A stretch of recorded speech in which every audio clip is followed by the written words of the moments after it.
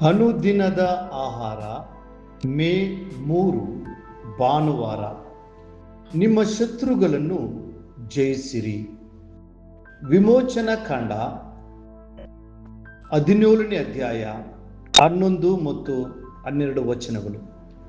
ಮೋಶೆಯು ತನ್ನ ಕೈಗಳನ್ನು ಮೇಲಕ್ಕೆ ಎತ್ತಿರುವಾಗ ಇಸ್ರಾಯೇಲರು ಬಲವಾಗುವರು, ಗಿಲಿಸುವಾಗ ಅಮಾಲೇಕ್ಯರು ಬಲವಾಗುವರು.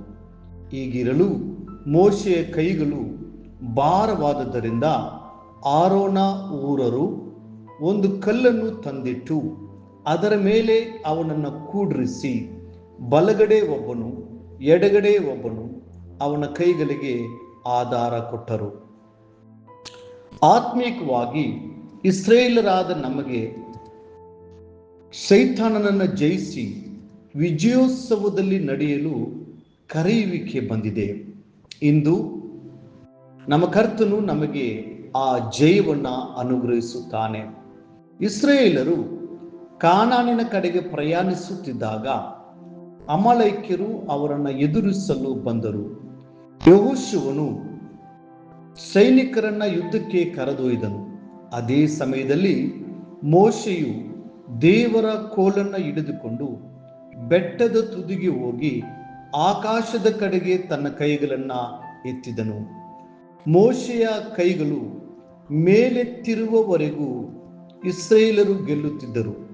ಆದರೆ ಅವನ ಕೈಗಳು ದಣಿದು ಕೆಳಗೆ ಇಳಿದಾಗ ಅಮಾಲೇಕ್ಯರು ಮೇಲುಗೈ ಸಾಧಿಸುತ್ತಿದ್ದರು. ಒಮ್ಮೆ ನಿಂತು ಯೋಚಿಸಿರಿ. ವಿಜಯದ ರಹಸ್ಯವು ಕೇವಲ ಯುದ್ಧ ಭೂಮಿಯಲ್ಲಿದ್ದ ಆ ಸೈನಿಕರ ಕೈಗಳಲ್ಲಿ ಮಾತ್ರವಿರಲಿಲ್ಲ, ಬದಲಾಗಿ ದೇವರ ಸನ್ನಿಧಿಯಲ್ಲಿ ಪ್ರಾರ್ಥನೆಗಾಗಿ ಎತ್ತಲ್ಪಟ್ಟ ಕೈಗಳಲ್ಲಿಯೂ ಇತ್ತು. ಅದೇ ರೀತಿ ಒಂದು ಕುಟುಂಬದ ಆಶೀರ್ವಾದವು ಹೆಚ್ಚಾಗಿ ದೇವರ ಸನ್ನಿಧಿಯಲ್ಲಿ ಭಾರವುಳ್ಳ ಹೃದಯದಿಂದ ಮಧ್ಯಸ್ಥಿಕೆ ವಹಿಸಿ ನಿಲ್ಲುವವರ ಮೇಲೆ ಅವಲಂಬಿತವಾಗಿರುತ್ತದೆ. ನಾವು ಈ ಸತ್ಯವನ್ನು ಎಂದಿಗೂ ಮರೆಯಬಾರದು. ಇಸ್ರಾಯೇಲರು ಅಮಾಲೇಕ್ಯರ ವಿರುದ್ಧ ಹೋರಾಡಿದಂತೆ ನಾವು ಕೂಡ ಯುದ್ಧದಲ್ಲಿದ್ದೇವೆ.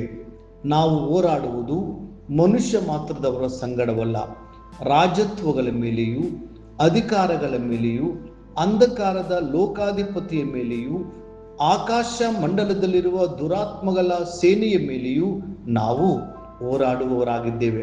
ಎಫೆಸದವರಿಗೆ 6ನೇ ಅಧ್ಯಾಯ 12ನೇ ವಚನ. ಈ ಯುದ್ಧದಲ್ಲಿ ನಾವು ನಮಗಾಗಿ ಮಾತ್ರವಲ್ಲದೆ ಈ ಕೆಳಗಿನವರಿಗಾಗಿಯೂ ಪ್ರಾರ್ಥಿಸಬೇಕು.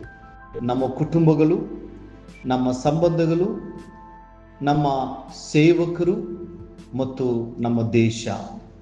ನಮ್ಮ ಕೈಗಳು ಯಾವಾಗಲೂ ದೇವರ ಮುಂದೆ ಎತ್ತಲ್ಪಟ್ಟಿರಬೇಕು ಮತ್ತು ಪ್ರಾರ್ಥನೆಯಲ್ಲಿ ಒಬ್ಬರಿಗೊಬ್ಬರು ಆಸರೆಯಾಗಿರಬೇಕು. ಅಪೊಸ್ತಲನಾದ ಪೌಲನು ಕಲಿಸುವಂತೆ ಒಬ್ಬರು ಮತ್ತೊಬ್ಬರ ಭಾರವನ್ನು ಹೊತ್ತುಕೊಳ್ಳಲಿ. ಹೀಗೆ ಕ್ರಿಸ್ತನ ನಿಯಮವನ್ನು ನೆರವೇರಿಸಿರಿ. ಗಲಾತ್ಯ 6ನೇ ಅಧ್ಯಾಯ 2ನೇ ವಚನ. ಮೋಶೆಯು ದಣಿದಾಗ ತನ್ನ ಕೈಗಳನ್ನು ತಾನೊಬ್ಬನೇ ಎತ್ತಿ ಹಿಡಿಯಲು ಸಾಧ್ಯವಾಗಲಿಲ್ಲ. ಆರೋನ ಮತ್ತು ಊರನು ಅವನ ಪಕ್ಕದಲ್ಲಿ ನಿಂತು ಅವನ ಕೈಗಳನ್ನು ಎತ್ತಿ ಹಿಡಿದರು. ನಾವು ಕೇವಲ ಒಬ್ಬರ ಹೊರೆಗಳನ್ನು ಹೊರುವುದು ಮಾತ್ರವಲ್ಲದೆ ಬಲಹೀನರಾದವರನ್ನು ಅವರ ಬಲಹೀನತೆಯಲ್ಲಿ ಎತ್ತಿ ಹಿಡಿಯಬೇಕು ಎಂದು ಇದು ನಮಗೆ ತೋರಿಸುತ್ತದೆ. ದೃಢವಾದ ನಂಬಿಕೆಯುಳ್ಳ ನಾವು ನಮ್ಮ ಸುಖವನ್ನು ನೋಡಿಕೊಳ್ಳದೆ ದೃಢವಿಲ್ಲದವರ ಹಿತವನ್ನು ನೋಡಿಕೊಳ್ಳಲಿ. ರೋಮಾಪುರದವರಿಗೆ 15:1-2 ವಚನಗಳು. ಪ್ರಿಯ ದೇವರ ಮಕ್ಕಳೇ, ನಿಮ್ಮ ಕೈಗಳು ಕರ್ತನ ಕಡೆಗೆ ಎತ್ತಲ್ಪಟ್ಟಾಗಲೆಲ್ಲ ಇದನ್ನು ನೆನಪಿರಲಿ. ಆ ಪವಿತ್ರಾತ್ಮನು ನಿಮ್ಮ ಪಕ್ಕದಲ್ಲಿ ಇದ್ದು ನಿಮಗೆ ಸಹಾಯ ಮಾಡುತ್ತಿದ್ದಾರೆ. ನಿಮ್ಮ ಬಲಹೀನತೆಯ ಕ್ಷಣಗಳಲ್ಲಿ ಆತನು ನಿಮ್ಮನ್ನು ಬಲಪಡಿಸುತ್ತಾನೆ ಮತ್ತು ಆಧರಿಸುತ್ತಾನೆ. ಮುಂದಿನ ಅಧ್ಯಯನಕ್ಕಾಗಿ ದೇವರ ವಾಕ್ಯ. ನಿನ್ನ ಬಲಗೈ ನನಗೆ ಆಧಾರ, ನಿನ್ನ ಕೃಪಾ ಕಟಾಕ್ಷವು ನನಗೆ ದೊಡ್ಡ ಸ್ಥಿತಿಯನ್ನು ಉಂಟು ಮಾಡಿದೆ. ಕೀರ್ತನೆ 18, 35ನೇ ವಚನ. ಈ ದಿನ ಓದುವ ದೇವರ ವಾಕ್ಯ ಮುಂಜಾನೆ 1 ಅರಸುಗಳ ಪುಸ್ತಕ 14-15 ಅಧ್ಯಾಯಗಳು. ಸಂಜೆ ಲೂಕನು ಬರೆದ ಸುವಾರ್ತೆ 12ನೇ ಅಧ್ಯಾಯ 21-46 ವಚನಗಳು.